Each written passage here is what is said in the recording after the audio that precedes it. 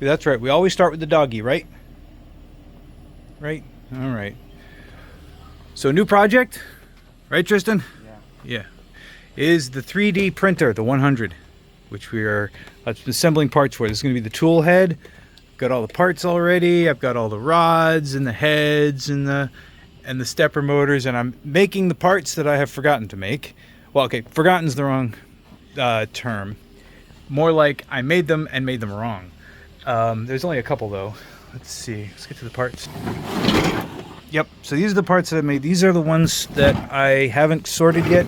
These are the ones required for the bottom. These are for the top, and the ones for the tool head are already out there. So let's get to assembling.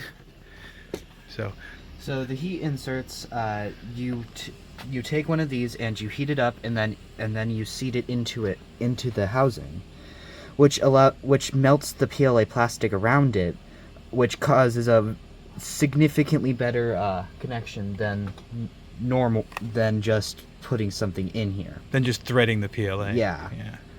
So if you see there, it's not only flush, but if you see the ribbing on one of these, that is perfectly interfacing with the PLA, causing it to be effectively a perfect connection. I need to put these in with a little bit of force. Tristan, I need the bigger hammer. The bigger? Yes, that one. So you left it unplugged? No, you did. It was unplugged. I used it once, and then I sat over there and did the thing. We need hot melt glue, and you lit the tool head that we've put together. So we're done with the tool head. Okay, so we have finished this tool head. It has an extruder here with two linear mounts, along with 3 fans. One here to go directly onto the heatsink. You can see the heatsink through here.